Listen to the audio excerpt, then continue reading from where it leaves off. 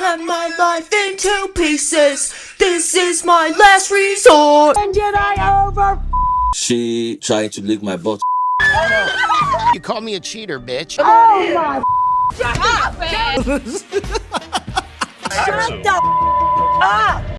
Hello 90 Day Universe, have a seat, make yourself comfortable. There's some popcorn in the back room over there if you want some. And hello to the two normal people who don't obsessively watch 90 Day Fiancé and probably clicked on this video by mistake. You are still welcome here, but for the two of you, I did make another video on 90 Day Fiancé kind of explaining what the 90 Day Universe is. If you want to go ahead and check that out, you're more than welcome to do so, or you could just do a quick Google, up to you. Anyway, for the rest of us, we will be reviewing one of 90 Day Fiancé's newer spin-offs, The Last Resort. This spin-off is specifically for couples who have already been on 90 Day Fiancé, who are at their breaking points in their relationships and are looking to save it with a fancy little couples retreat in the Florida Keys. And nothing makes a good couples therapy retreat like tons of alcohol. Yeah. Wait, no, not alcohol.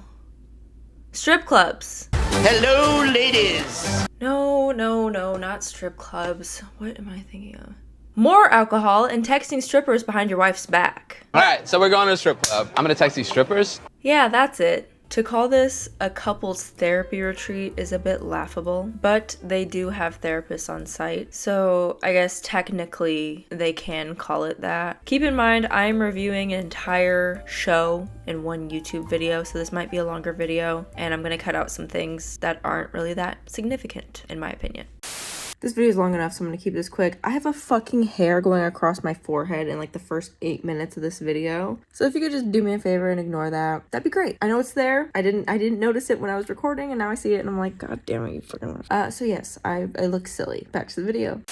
So there were 5 couples chosen to come on The Last Resort. We will start with a fan favorite, Angela and Michael. These two crazy kids met online, and they appeared on the second season of 90 Day Fiancé before the 90 days, as well as other spin-offs. Angela is a 57-year-old woman from Georgia, and Michael is, I think, 34, 35, something around there, and he lives in Nigeria. Since Michael couldn't come to the US, Angela flew over to Nigeria to visit him often. They ended up getting married in Nigeria, but with the visa process taking years to get completed, they've been maintaining their relationship long distance. And Michael has cheated on Angela in the past, which has caused her to have some major trust issues with him and doesn't even allow him to have social media, from the last thing I knew, which has led to more fights.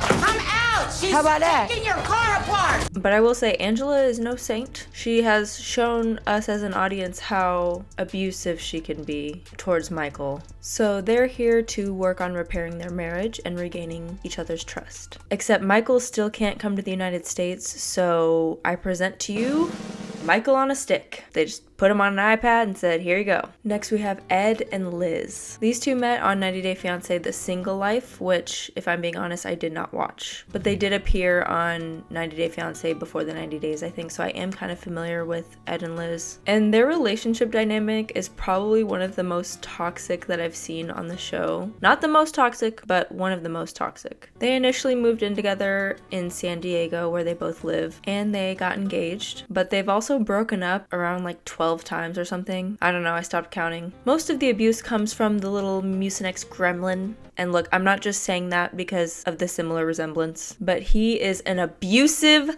lying, misogynistic monster, piece of shit. And Liz tolerates that, so yeah. Next we have Jovi and Yara. They first appeared on season 8 of 90 Day Fiancé, and Yara moved from Ukraine to be with Jovi in Louisiana. They ended up getting married and had a baby girl. However, things are a little rough because Jovi works a job where he's gone for months at a time, and he's a functioning alcoholic, from what I observe, allegedly. Not to mention he has a chronic strip club addiction, allegedly, which unfortunately fuels poor Yara's insecurities about herself and her body and causes her to question her trust with him. Oh yeah, the foreshadowing from earlier, that's his doing, but we'll get to that a little bit later. Next we have Kalani and Aswalu. They appeared on season 6 of 90 Day Fiancé. Kalani met Aswalu when she was on vacation in Samoa. She lost her virginity to him and ended up getting pregnant. In her mind, that meant that she had to bring him over to the United States so they can be together for the sake of their child. So she brought him on over here, they got married, and then they had another child. From the very beginning, Aswalu showed signs of strong immaturity and a lack of interest in his relationship with Kalani. I like it, bitch. That sound of your voice is so annoying too. And now they're on the verge of divorce. And I think that's it. Oh wait, we have one more. Molly and Kelly. Molly and Kelly also appeared on 90 Day Fiancé, The Single Life. Again, I didn't watch that, so I actually don't really know a lot about them because I didn't watch Molly's season either, so this is the most I've seen of them. From what I know, Kelly moved from New York to be with Molly in Georgia, and they lived together for a little bit and then they separated shortly after. It is very apparent that they've reached a point in their relationship where they can't really communicate, and it really doesn't seem like Molly's interested in him in the slightest. To be honest, I have no idea why these two are here because it's very obvious from the beginning that they really don't have an interest in being together. I've also heard from Reddit that there is some off-air drama between Kelly and Molly's daughter, and I think Molly's friend. I don't know the whole story with that, but I'm just going off of what I see on this show. And rumor has it that these two were actually a filler couple for another 90 Day Fiancé The Single Life couple, Veronica and Colt. Apparently Colt broke his leg or something while jumping on a trampoline, and I guess TLC just kicked them off the show. Well, you know what they say. The show must go on. We first see the couples arriving to the resort at a bar, of course. Are you alone? No. Who's here? Kelly's here. Do you guys not come together? No. Which, that was kind of a red flag that they just weren't gonna work out. And as more couples start to arrive, we see that some of them have some beef from a recent tell-all that happened. Wouldn't give up and walk away. Come on. It would take time. Don't be such a pussy. All right, shut up. I don't care, dude. I don't care. And I don't care. Sit down. I heard what y'all said about me.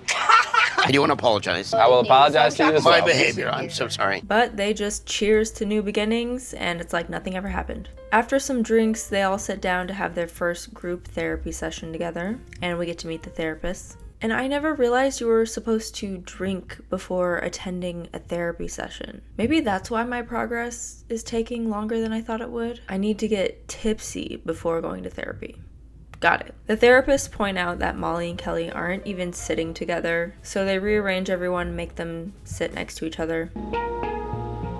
It's like, damn, we go to a couples retreat, all the couples are sitting next to each other, and she don't even sit next to me, so why are we here? Then we move over to Kalani and Aswalu. And this is when we find out Aswalu actually cheated on Kalani. Aswalu went to Samoa to visit his dad. He was FaceTiming me and he stuck his tongue out and his tongue was white. That's a yeast infection. You have thrush. So you either kiss someone here or you kiss someone down there. And then he disclosed that someone had offered to give him a job. We also find out that Aswalu gave her the option to have a hall pass, meaning she could kiss another boy if she wanted to. What do you think? You think she took the hall pass?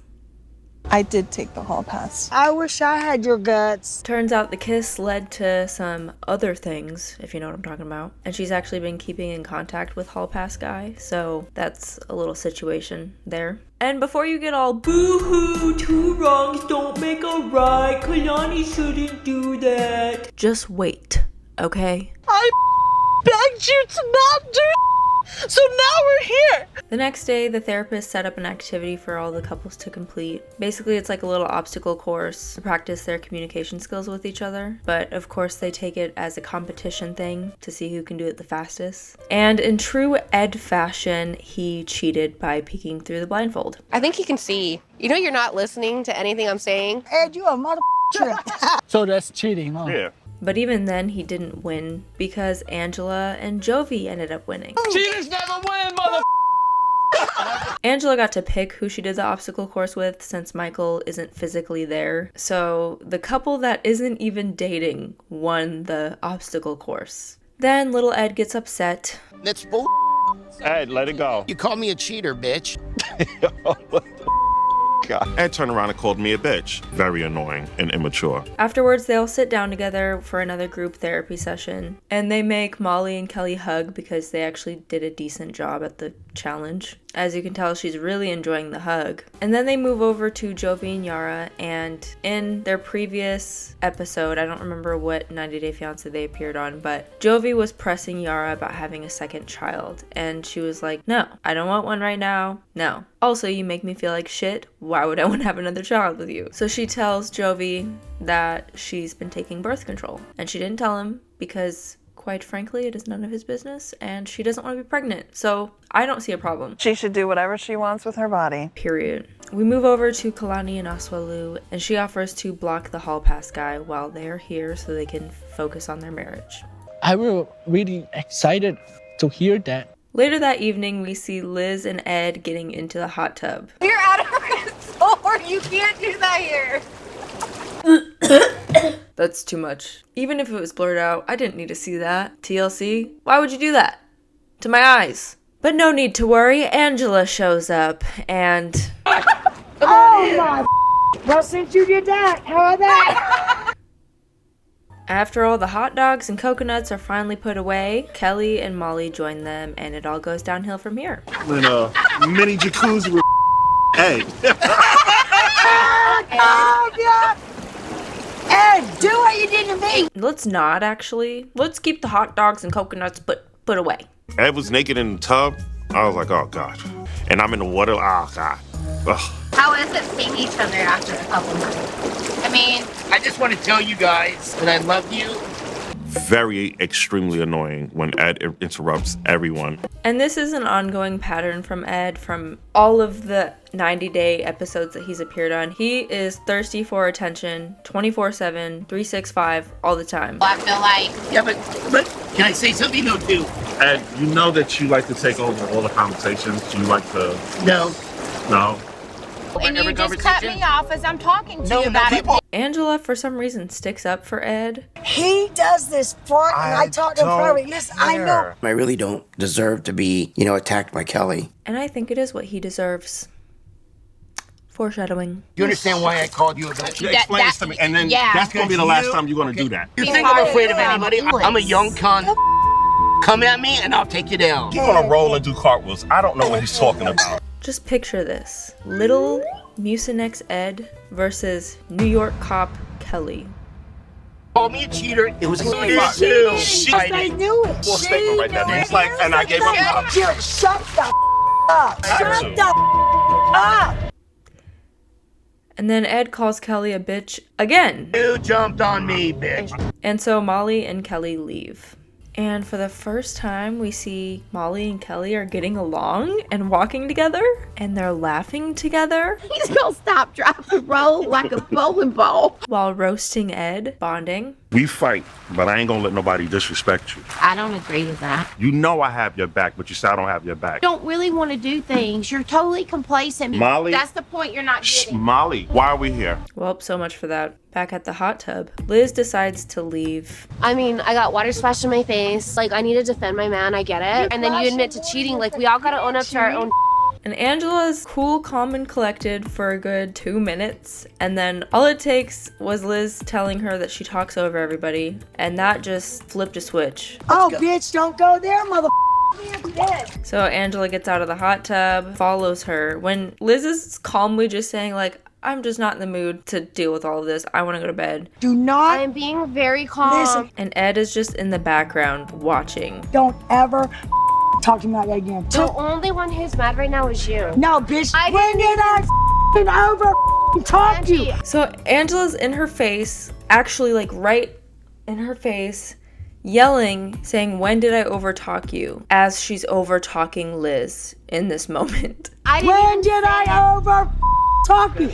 And I think this shows just how much abuse Liz is willing to take, unfortunately. Throughout the times that I've seen her on 90 Day Fiancé, she is always receiving abuse. and just takes it and doesn't stand up for herself. I don't know if she's struggled with standing up for herself in the past or what the history is there, but there's definitely a pattern of Liz just taking what's given to her and not doing anything to change it. And it's kind of sad to see, honestly. Cry now! Cry now! Cry now, bitch! Nobody's crying. I took up. No one's crying, no one's angry except for her. I'll jump in orange, bitch! I'll jump in orange, mother.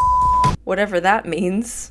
Meanwhile, while all that is going down, we see Yara and Jovi having dinner, and Jovi is still pissed about the birth control thing. I'm just ready to go, okay? Can we leave?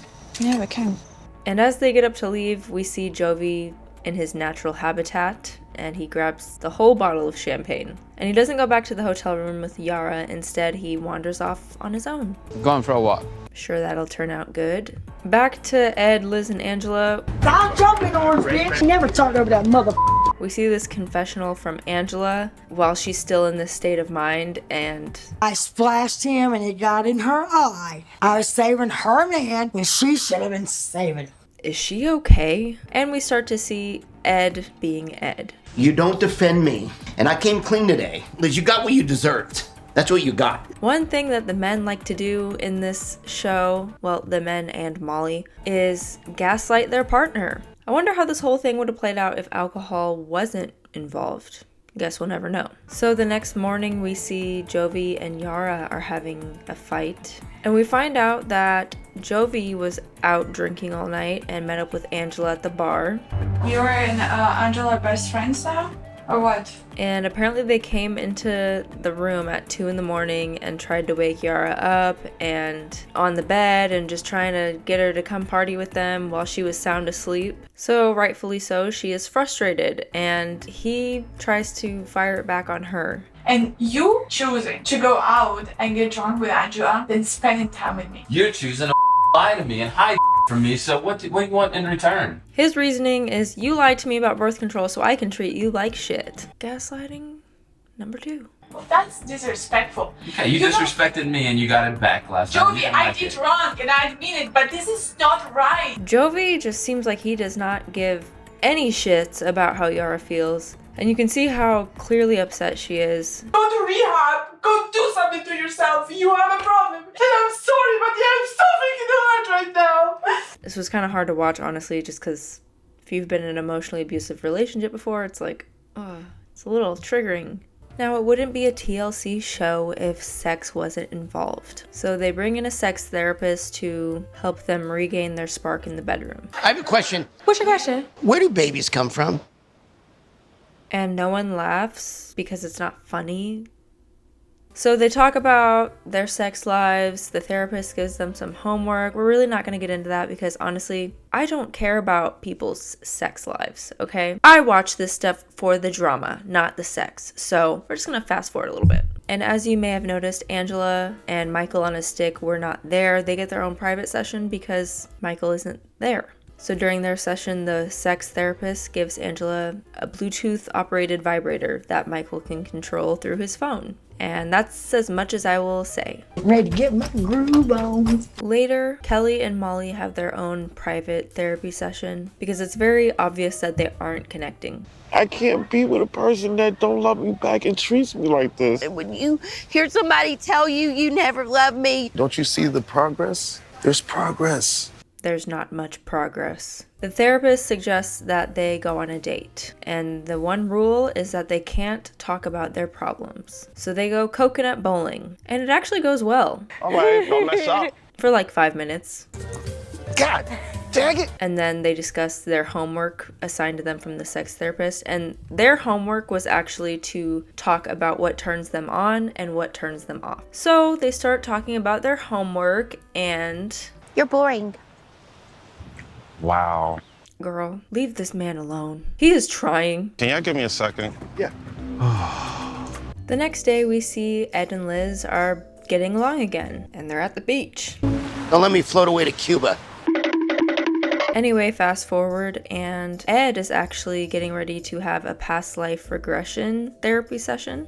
How the therapist describes it is she puts the client in a state of hypnosis, and then somehow they're able to go back and see what past life they've lived. And apparently it's supposed to help heal past life trauma that they weren't able to heal when they were in that life. So we get to see a little glimpse of Ed's past life. I've been here before. I have a elf, a leprechaun costume, and that checks out. Meanwhile, we see that some of the girls are together, and Angela does something that she rarely ever does. She apologizes. I do apologize because I can go too far because I'm like a kid when I drink. To be honest, I'm not really upset with Angela. Angela's being freaking Angela. I am upset with Jovi. And then the boys and the girls separate, so all the girls get together at Molly's hotel room. And they're drinking, of course.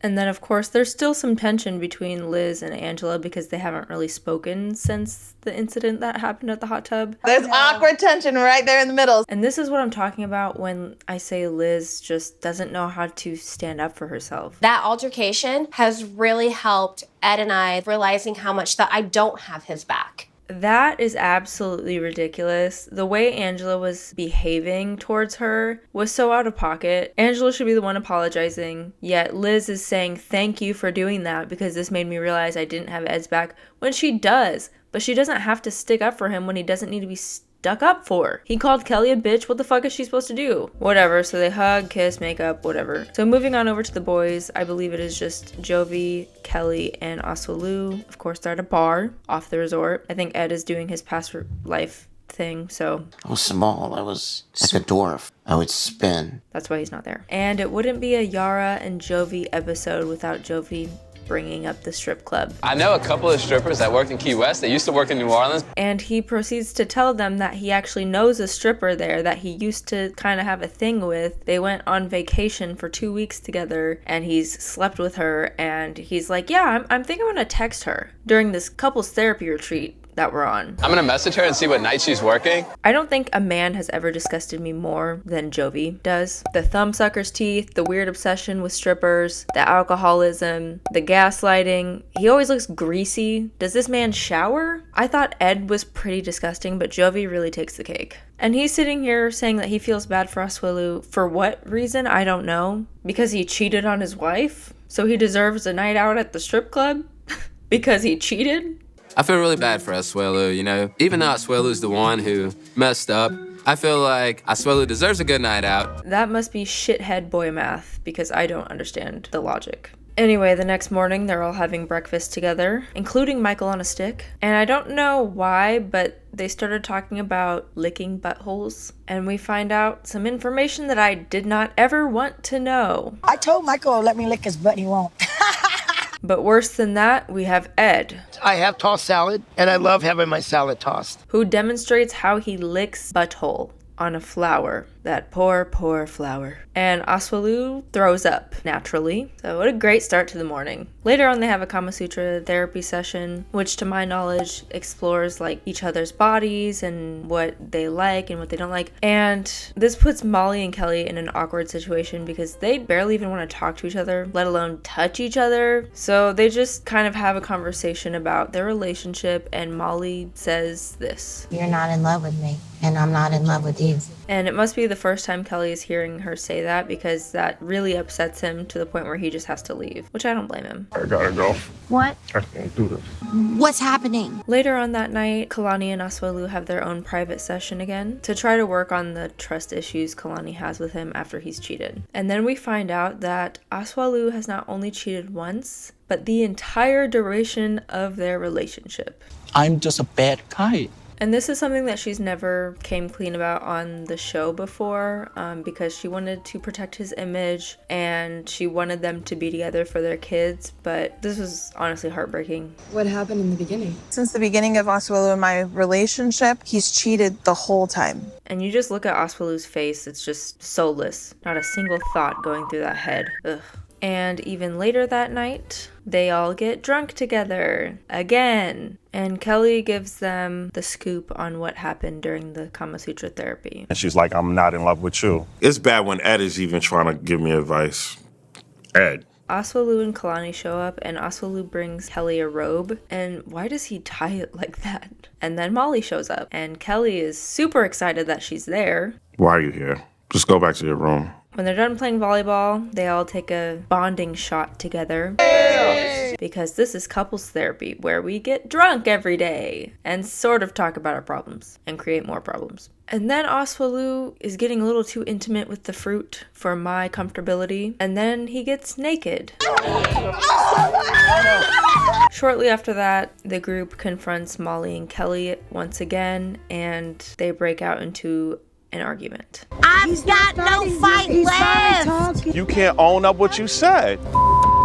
He doesn't think he's done anything. And I really wish they would have gone into more detail on what Kelly supposedly did or didn't do, because she just claims that he just doesn't do anything for her, and he's just trying to be there and repair things with her, and she's just rejecting him and rejecting him and rejecting him. People can only take so much rejection before they're just kind of like checked out, but I have no clue what the hell she's talking about most of the time. Obviously that was a buzzkill and everyone leaves. Again, I wonder how this would have played out if alcohol wasn't involved. Food for thought, or drink for thought, I suppose. Moving on to the next day, Kalani and Oswaloo have a family therapy session with Kalani's sister, Kolini. During their session, they revisit Oswaloo cheating the entire time. And Kalani's sister is actually the only person who knew everything this entire time, which actually makes a lot of sense as to why she never really liked him. Collectively, he's cheated like 10, 12 times. He has cheated as many times as Ed and Liz have broken up.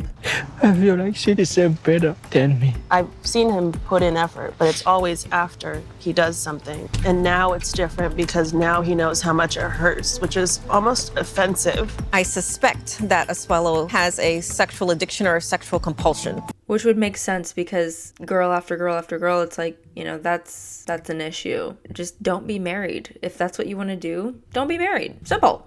Meanwhile, it is Angela and Michael's anniversary, and we see Angela getting ready. Interesting hair choice. And they decide to celebrate their anniversary at the beach. Well, Angela's at the beach. Happy anniversary of 3 years. Oh, look at them hips. You just made my cooter tingle. We don't have to. We can move on to someone else. Ah, yes, back to Molly and Kelly, the dream team. They have another private session, and they finally break up, officially. Do you think this relationship has run its course? I think it did. So they say their last few things that they want to say.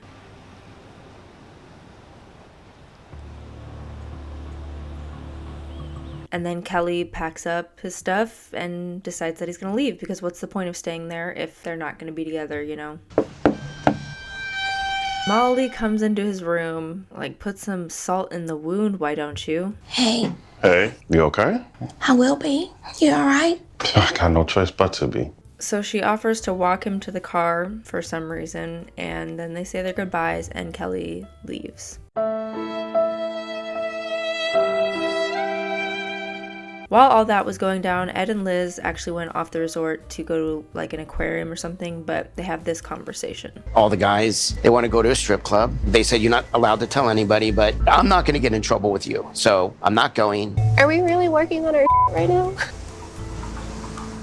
And I don't like Ed. I'll make that 100% clear. I don't like Ed, but this was one moment where I was like, okay, I can say that he did something good that day for once, finally. Meanwhile, Jovi and Yara have a family therapy session with Jovi's mom, Mrs. Gwen, and the therapist makes Yara tell Jovi's mom about the birth control thing. Would you like to tell your mother-in-law what you revealed? Quite frankly, it's really none of her business at all. Like, maybe it's Jovi's business a little bit, but it's not his mom's business whatsoever. I started birth control and I didn't tell Jovi. I didn't tell you either. That's a horrible thing to hide from your husband. I just thought that was really odd that a therapist would do that. Like, she's gonna see it on TV anyway, so she'll figure it out. But then we find out that Jovi has actually been hiding something from Yara. A few months ago, I got a job offer to work closer to home, to be home more. I didn't take it. So you have the offer to work it closest to home, but you refuse it? Yeah.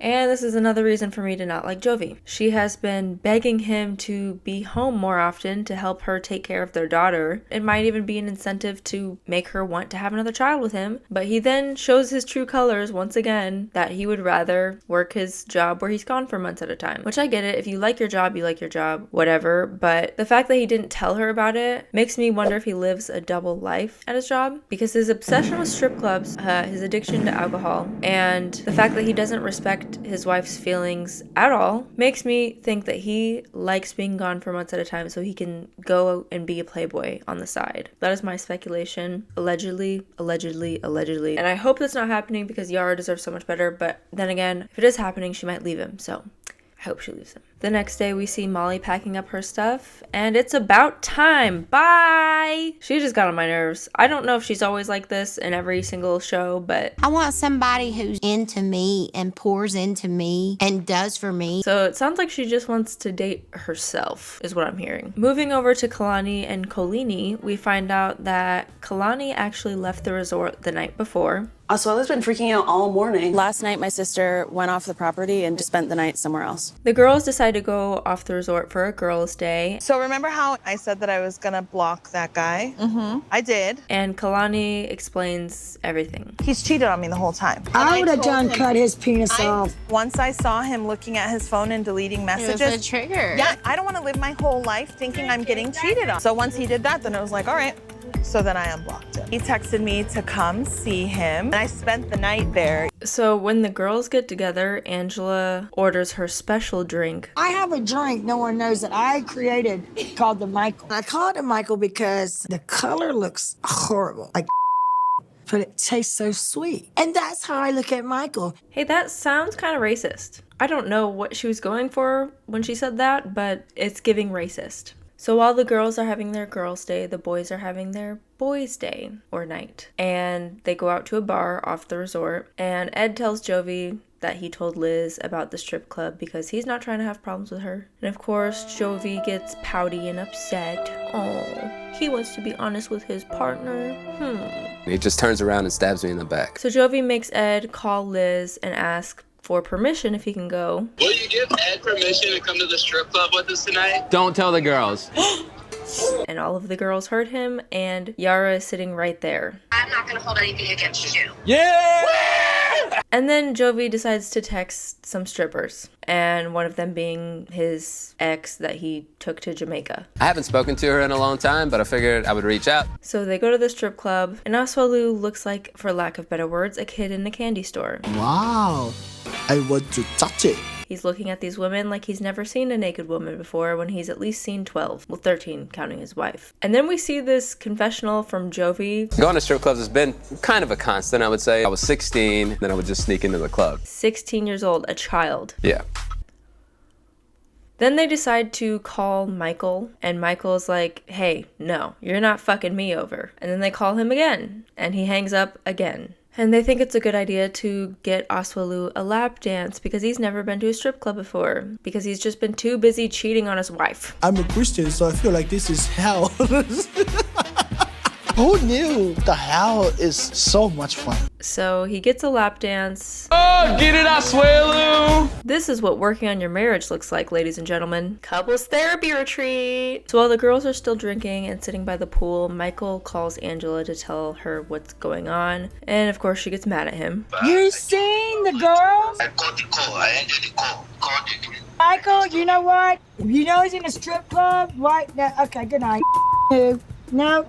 So the next day, we see Yara and Jovi are not on good terms because he lied to her. So why you told Liz yesterday do not tell me about that you'll go to strip club?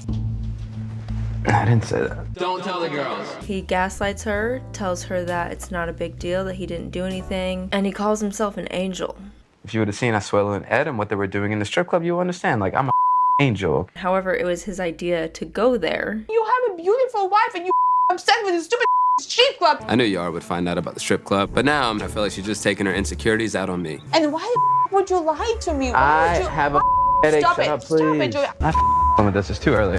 And this moment really just sealed the deal for me. I don't understand what Yara sees in him. There's really nothing about him that is attractive at all. Personality, looks, nothing. And if it looks like it's a new day, it is. I didn't realize how long this video was gonna be, so sorry. Moving over to Kalani and Asuelu, they have their own private session today. And Kalani comes clean about where she was. Take some deep breaths. Okay. I can't feel an ounce of sympathy or empathy for him right now because... Oh, get it, Asuelu! You did this to your relationship. You look silly. Like you want divorce with me? Yes? That moment when you cheat on your wife 12 times and she finally gets the strength to leave you? Like, what did you expect, dude? I actually made a TikTok of this because me and my mom were watching it, and I had to just record this moment because it just made us laugh so hard. And Kalani actually responded to it and liked the TikTok, so I feel honored. Kalani, I love you and I am team you. So I know some people don't like her for whatever reason, but I do. So. And while all of this is happening, everyone else is going on a little boat ride. So let's see how that's going. Can you ask Jovi who he was texting last night? Again, not an Ed fan, don't like the guy, but kind of glad he did this, to be honest, because Yara deserves the truth. Some stripper in Jamaica, the one he traveled with. Gosh, why would you do that? So Yara is obviously pissed, rightfully so, and throws a drink in his face. Well deserved. And now Jovi is gaslighting Ed because he literally told Ed, don't tell the girls. And now Jovi's saying, I didn't tell you to do that. I did not try to get you to lie to her. Yes, you did. Is all the alcohol finally catching up to your brain and you're having memory issues all of a sudden? Or because there's footage of you saying that, so. Interesting. So then Yara asks Jovi if she can see his phone because why wouldn't she? Stop. It's over, okay? No, I want to see it. Like that. And the way he talks to her and just completely dismisses her is so disrespectful. Listen, I was drunk. I f***ed up, okay? And that's it. If I get drunk, I can go and text some dude. So Jovi walks away and confesses this to the camera. But you have hooked up with her in the past, right? I have hooked up with her in the past. I mean, that's a long time ago. And then Ed just completely comes out of pocket and says this. Why don't you explain to your daughter where you were? I will punch you in the face if you bring up my daughter. I will up. Two things. I must say that was the least intimidating fake out ever. It looks like he was about to slip and fall. Two, Ed didn't need to say that. Does he have a point? Kinda. As someone's daughter, if I were to grow up and see my dad on TV acting this way, I'd be very embarrassed and disgusted, and I don't know how easy it would be for me to forgive him, to be honest, if my dad was Jovi. I love my dad. My dad's cool. Another thing, believe it or not, strippers are actually people. Yeah, they have parents. They're someone's daughter. So I think Ed was bringing that up just to kind of put it into perspective. Like, hey dude, you're a dad. You have a baby girl who is going to grow up and have to interact with disgusting men like you. So how about you be a good example? That's what I got from that. Now, Ed just likes to stir shit up and be the center of attention, so he could have just been doing that. But it is a good point for Jovi to think about. Just saying. So shortly after, Yara meets him in the hotel room and tries to talk to him. Okay, you want to hear what Ed and Asuelu? Ed was grabbing a stripper's ass in his face last night. And I don't know why he's talking about what Ed and Asuelu did, because she obviously doesn't care. This isn't her marriage with them, it's with him. I don't live with Ed and Asuelu. I live with you. Okay, so why are you mad? Why do you think she's mad, Jovi? Like, it's not like I'm trying to hook up with this girl or something. Like, get over it. Yeah, but you did hook up with her before. No, I didn't. You did. I did not. More gaslighting. I have hooked up with her in the past. And she's gonna see that. So we can tell that he's very comfortable with lying to his wife. How the wanna fix the relationship if you come to the resort and you texted other girls? He's just not understanding or taking responsibility that he did something wrong. And we see Yara admit how insecure she really is and how she tries to look good for him and she tries to not let herself go, and that she goes to the gym every day and she starts comparing herself to strippers, and the whole thing is just really sad. Don't really that bad. I get it. Maybe stripper doesn't complain. I complain all the time. Jovi always been telling me that if I will not be looking good, he will not be with me. Hey, Yara, get the fuck out of there. If a man ever told me that, I would leave so fast and not look back. I understand they're married, they have a child, no excuses, y'all can co-parent. And to have the nerve to say that to Yara, who is gorgeous, when you look like that. Just soak that all in. You look like that and you're telling her that she has to look good for you or you won't be with her. Like you're God's gift to earth. To say something like that to her, he should at least return the favor because he is not a prize. He looks like he smells like a mixture of sweat and vodka with a little bit of morning breath. I would not want that within a 30-mile radius of me. And I hope Yara can realize her worth and get out of there. Back over at Liz and Ed's hotel, they get into an argument. So Liz is upset because Ed was not listening to her and she felt like he was just kind of doing too much on the boat. And Ed is mad because he's saying she should have never gotten involved. It made me look weak. You, Ed. There you go. Therapy's working, babe. So the next day, Yara has a private therapy session to kind of cope with everything that's going on and the feelings that she has about herself and her relationship. And this prompts Yara and Jovi to have another conversation. I'll let you start. Okay, I'm sorry for what happened about even going to the strip club in general and messaging the stripper. I know it's a lot. Look at Jovi's body language and the way he talks. He talks to Yara like he's a 12-year-old boy who just got in trouble with his parents. And he's just trying to tell them what they want to hear so they don't take his laptop away. I will make a promise to you right now. I will not go back to a strip club unless you are with me. Which is probably another lie. So moving on, today is also the day of the recommitment ceremony, which is basically where the couples recommit to each other, or in Oswelu and Kalani's case, they commit to something within themselves or commit to being good co-parents or whatever it is. So it's just this ceremony to kind of solidify everything that they did, which I don't really know what progress was made during this therapy retreat besides just getting super drunk. And then the girls all get together. Just from the way they're walking, you can kind of tell who's gonna recommit to their partner and who isn't. So the recommitment ceremony finally begins, and we start with Angela and Michael. Basically, Michael says, "I will not lie to you, and I will be honest with you," which is basically the same thing. I love you and blah, blah, blah. And then it's Angela's turn. But these are divorce papers. Is she gonna divorce him? Nope, she's just showing him that she brought them there because she was serious about divorcing him, but then she decides to just rip them up because she loves Michael. I can't get them refiled. Just let you know. Aww. And then she gives the iPad a hug. Next is Kalani and Oswelu. They commit to being better friends to each other and good co-parents. Oswelu apologizes again. Next is Yara and Jovi. Is she gonna recommit? Yes, they recommit to each other. Jovi reads his little note card like a 5th grader reading his book report to the class for the first time. I want to give you and Mila more of my time. I thought hard about this. Did you think that hard about it? Because it wasn't much. Oh my god. Yara doesn't even read the note card. She just speaks from her heart and gets kind of emotional, and she deserves so much better. Yara. You are a super loving husband, and you are the best at in the world, and I'm gonna cry right now. Someone snatch this girl up from Jovi, please.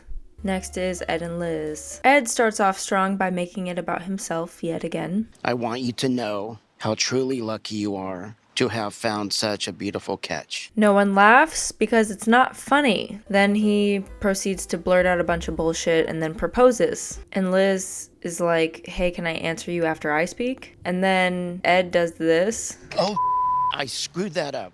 Oh, I screwed that up. As if he like screwed up his line. And so I wonder if this part was scripted, because the way he's like, "Oh, I screwed that up, I shouldn't have done that." Just weird that he would say that. So Liz unfortunately recommits to the Mucinex gremlin, cries as she pours her heart out to him, and then she proposes to him. Will you marry me?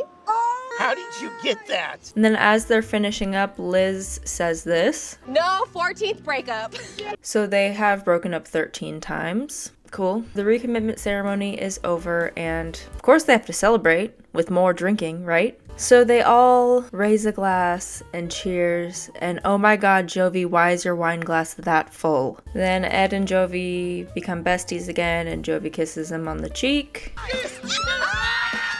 Ugh. And once everyone is nice and drunky poo, they all get up and dance. This whole last scene is just so cringy. Angela's grabbing onto Jovi like this for some reason. I got you, bitch. Yara's taking selfies. Liz is spinning Ed around. Kalani's twerking. I don't know what the hell Oswalu is doing, but he's just happy to be there. And then Angela does this. Michael, go on. Wow. And they show us this. And I like it. TLC. Look, why would you do that to our eyeballs? Why would you do that? Are you trying to scar me? What do you love about Michael? His penis. And Yara's going off about how strong and beautiful Kalani is, which I agree. And Jovi's there for some reason, and he's just kissing everybody. Get your greasy alcoholic mouth away from her. Yara asked Jovi what he learned, and he lists off a bunch of stuff, and then she's like, and also you don't need to go to the strip club. Yes, that I don't need to go to the strip club. That's an important one. And you can just tell by his reaction, he's definitely going back to a strip club. And then they ended off with this slow motion dancing montage. I see what they're doing by trying to make it seem like a nice moment where everyone's dancing and having fun, but I feel like the scenes that they chose and the angles and just like the moments they chose to put in slow motion weren't well thought out. I feel like whoever was editing this was just kind of like, let's just throw some stuff in there. And there's this scene with Liz and her dress, and it's like clearly coming off, and they keep this in there for some reason. You can see the tape that was holding the dress up and the little string that helps you put it on a hanger. Why did y'all do her like this? Liz has been through enough. And that's it.